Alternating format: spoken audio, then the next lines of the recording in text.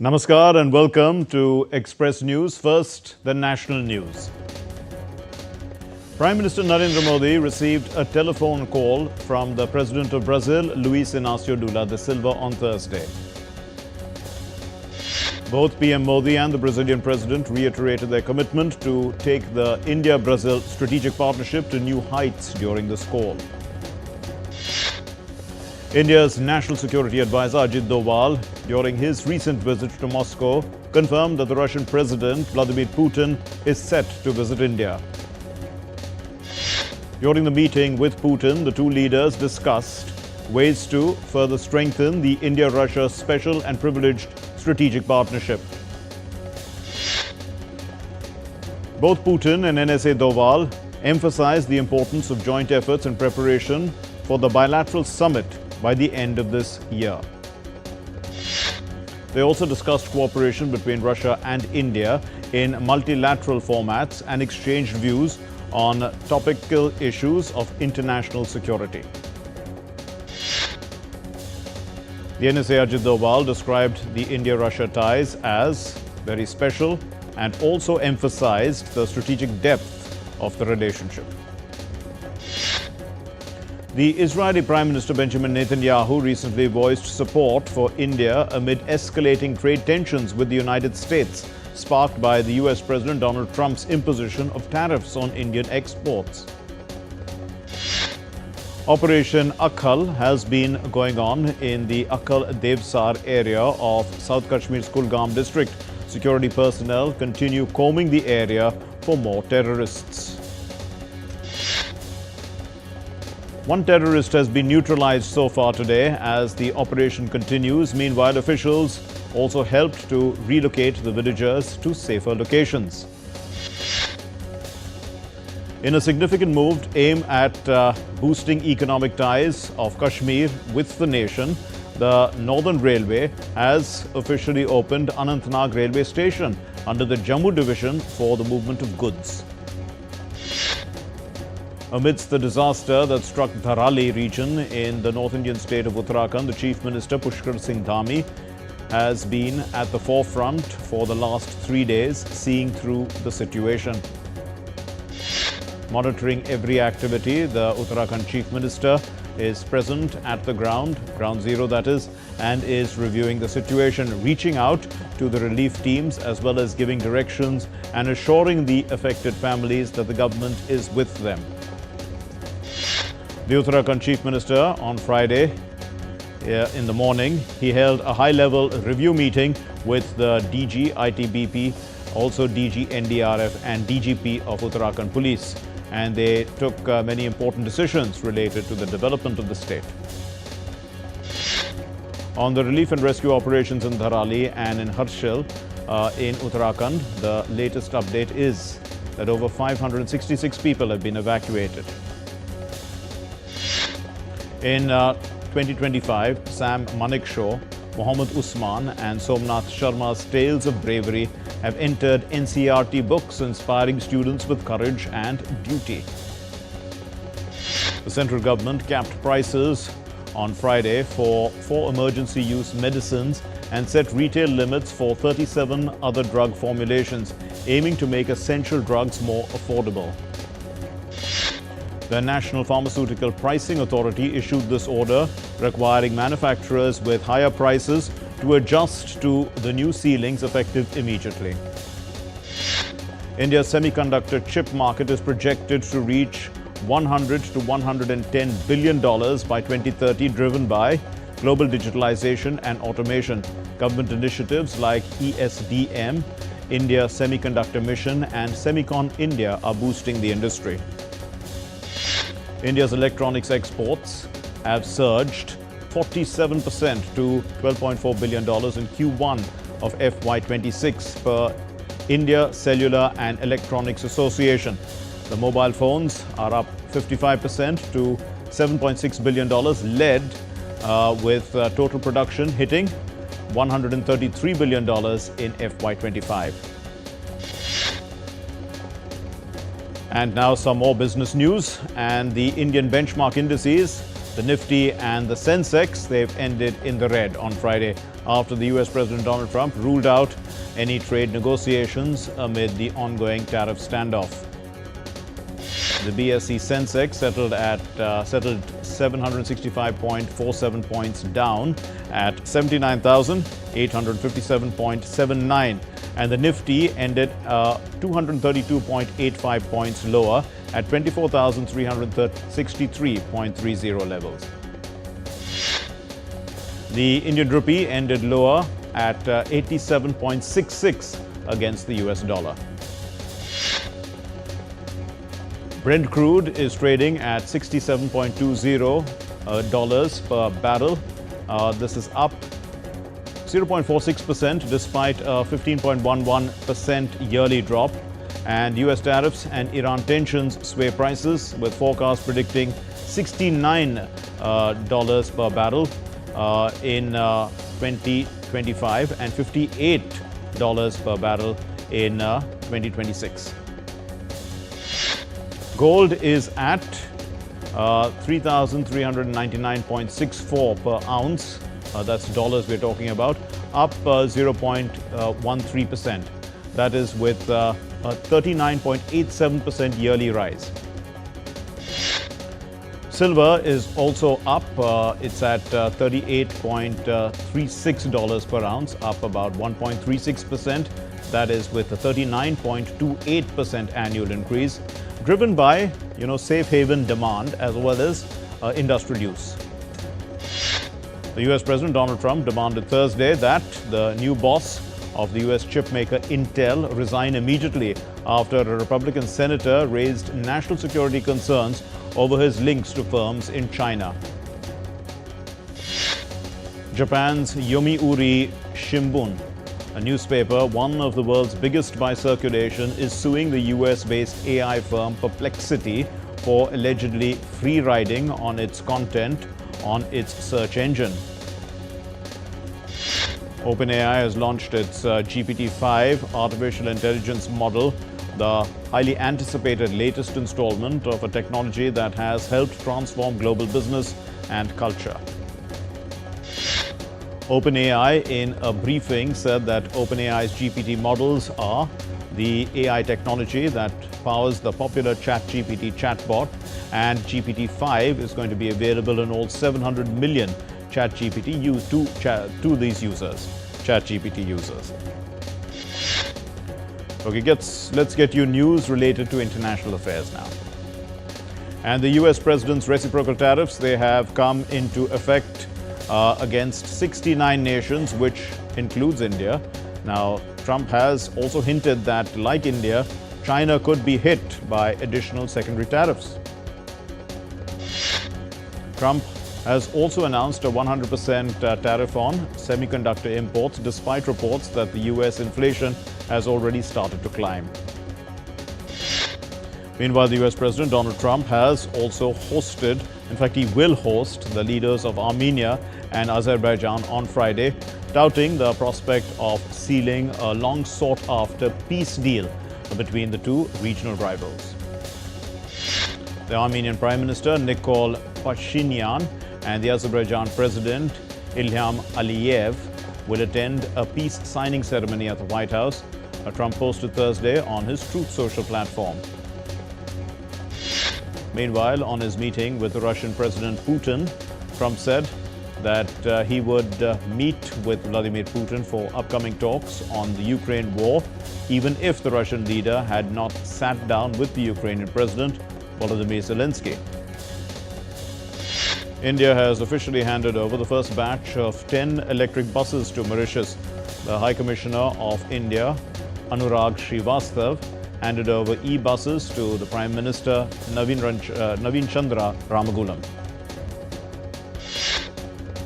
Israel's Security Cabinet has approved a plan proposed by Prime Minister Benjamin Netanyahu for the military to take control of Gaza City.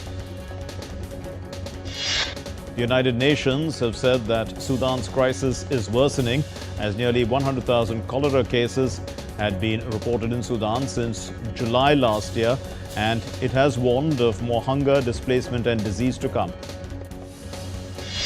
Thailand and Cambodia have agreed to a ceasefire. Both sides agreed to a ceasefire involving all types of weapons, including attacks on civilians and civilian objects and military objectives of either side in all cases and all areas. Thailand and Cambodia also agree not to undertake provocative actions that may escalate tensions. The agreement was reached at the end of a 4-day meeting of the defense ministers of both sides, with the United States and China as observers. The United States on Thursday doubled its bounty on Venezuelan President Nicolas Maduro to $50 million.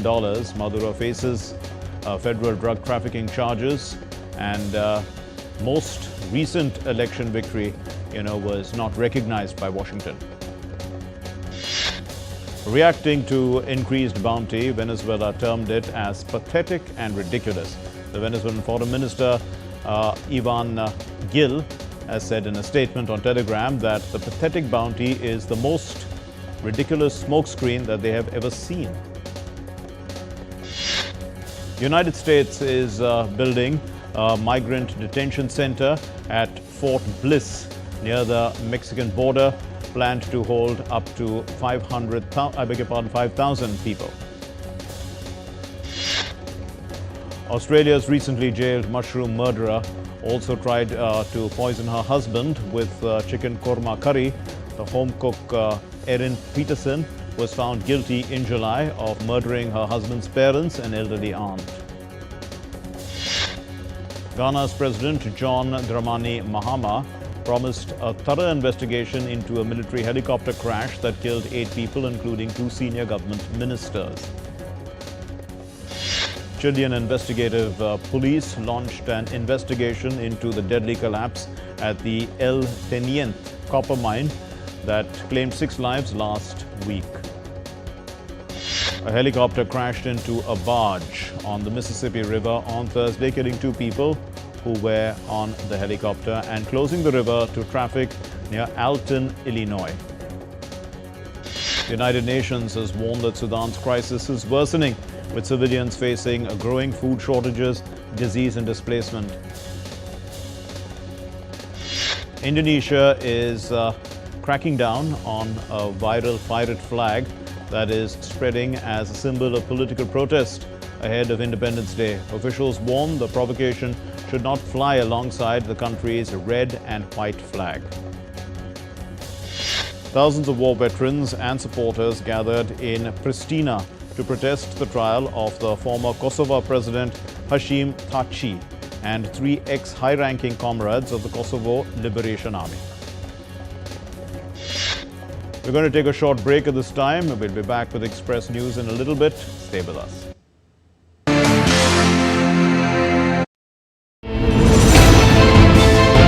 Geopolitics and trade deals. Economic challenges amid development. Hard work and the path to prosperity. It's the economy, always. Between walkers, money is what money does and says. Supply creates its own demand. Between the bulls pulls and bears tears. When supply chains globalization and India rises to the podium. We'll get you centered with the Economic Brief at 8 p.m. every Thursday on DD India.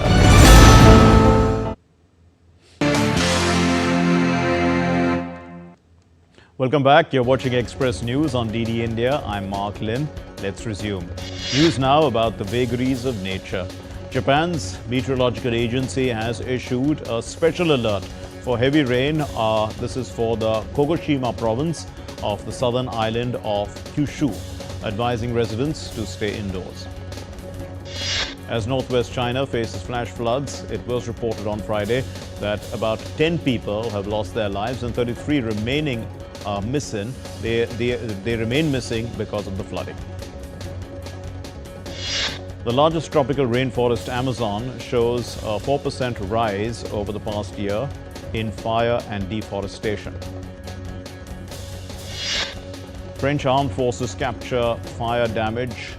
Aude region authorities mention the large wildfire had burned 17,000 hectares of scrubland and conifer forest is now under control. 11 departments are on orange alert for heat wave in France, marking the start of the second heat wave in France. Hungarians protest with camels to raise alarm over drought, as Hungary is considered one of the most vulnerable countries to drought in the European Union. Wildfires burn forests in Canada's Saskatchewan region as the country endures one of its worst fire seasons on record. In Kamishli Zoo, in Kamishli Zoo, which is in Syria, animals are being drenched in water to give them relief as the temperature this year has risen to 48 degrees and sometimes 50 degrees Celsius. Heat waves in Spain, where people can escape from the heat with air conditioning, space to cool off from temperatures reaching almost 40 degrees centigrade. As per India Meteorological Department, heavy to very heavy rainfall is likely in northern states of Punjab, Himachal Pradesh and the Union Territory of Jammu and Kashmir from August 8 to 12. Extremely heavy rainfall is expected in Haryana as well. News about art, culture, life and entertainment. The Water Civilizations Gallery opens in Turkey, Talis district, following the discovery of a 2,000-year-old rock-carved water cistern or a water storage tank fed by melting snow from Mount Erciyes, one of Turkey's tallest mountains. In fact, the water would collect in the ancient cistern.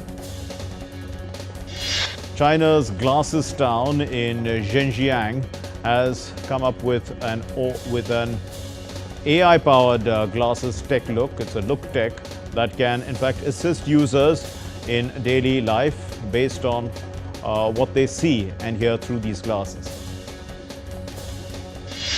Giant panda twins, King Hua and King Lu, on Wednesday celebrated their 4th birthday at a wildlife park in southwest China's Chongqing municipality, with special cakes made of bamboo, vegetables and fruits prepared by the zookeepers.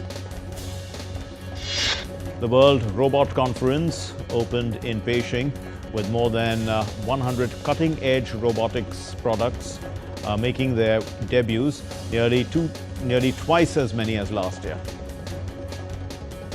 The Chinese toy maker Pop Mart opens a flagship store in Bangkok as its small, fuzzy, sharp-toothed Labubu monster dolls, they in fact gain viral popularity worldwide. Archaeologists in southern Peru have uncovered evidence at the Cunamape temple that could reshape understanding of early ritual architecture and ancestral worship on the coast. Archaeologists have discovered 14 skeletons buried face down, some with hands tied behind their backs, who believe that these remains are dated to around 1000 BC.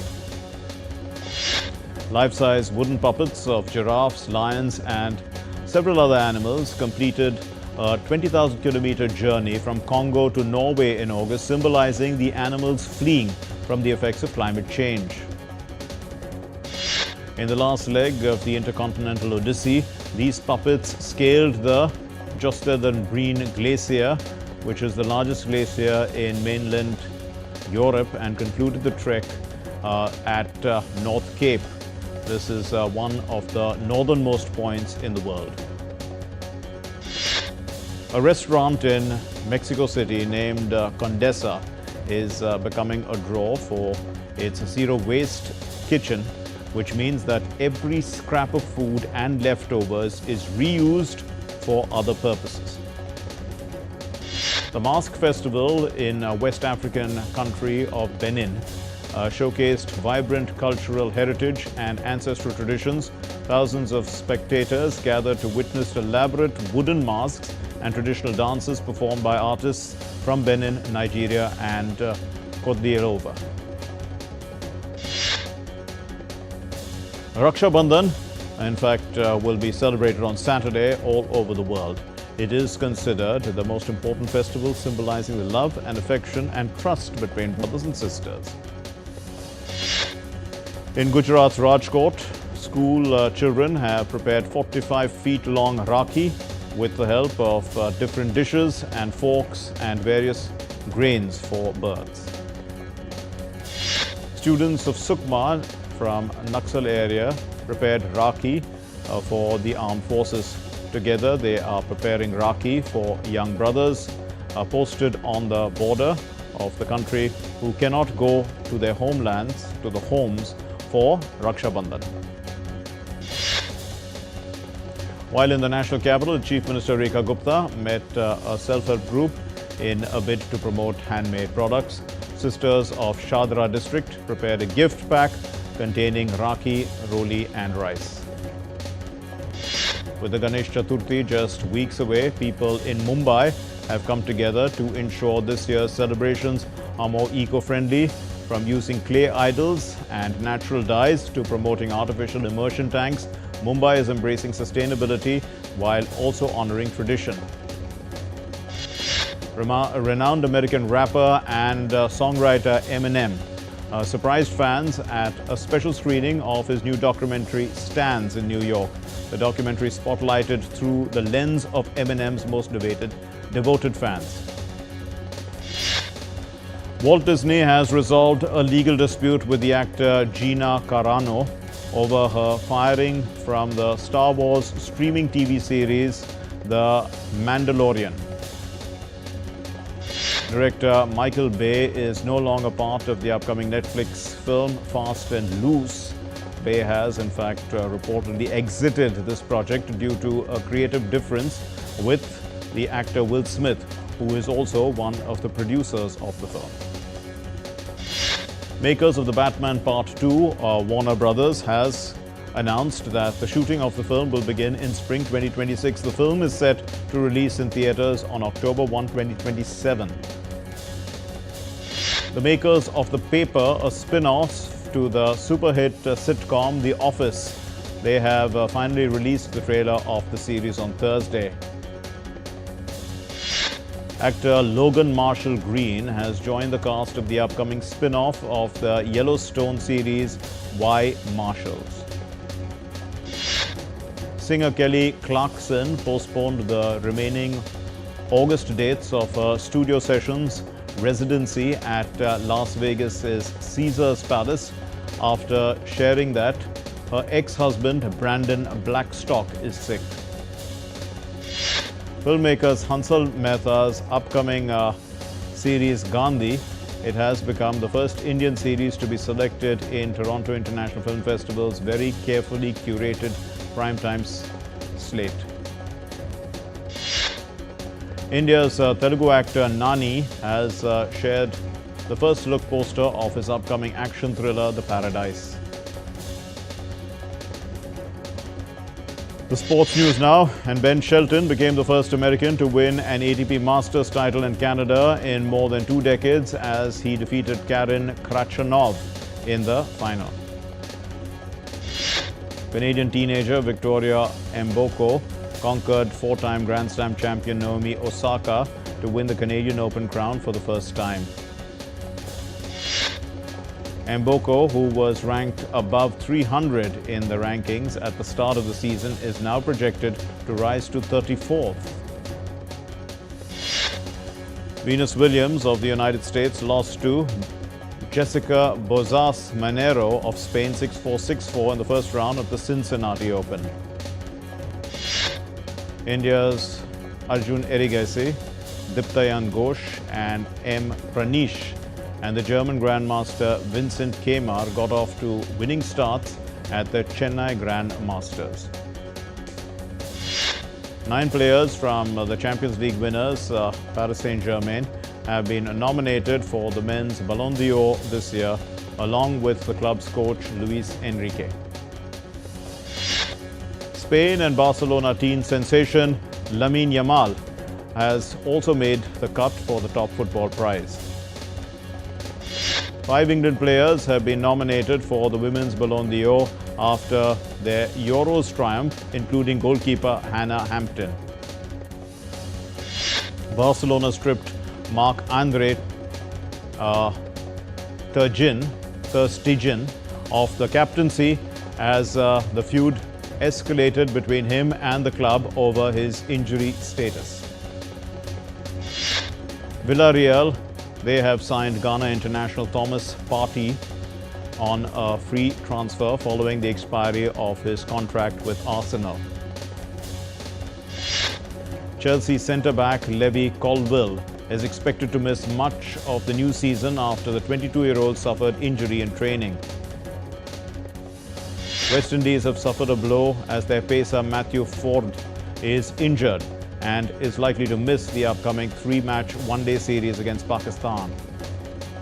Pakistan batsman Haider Ali is under investigation in the United Kingdom after he was arrested following an allegation of sexual assault. The Australian skipper Aliasa Healy has played her first competitive match in more than 6 months as she continues to recover from injury ahead of the Women's Cricket World Cup later this year. The Australian pace legend Glenn McGrath has predicted a 5-0 sweep for Australia in the upcoming Ashes starting November, citing England's struggles in local conditions. Well, that's all we have in Express News. Thank you for watching. Namaskar.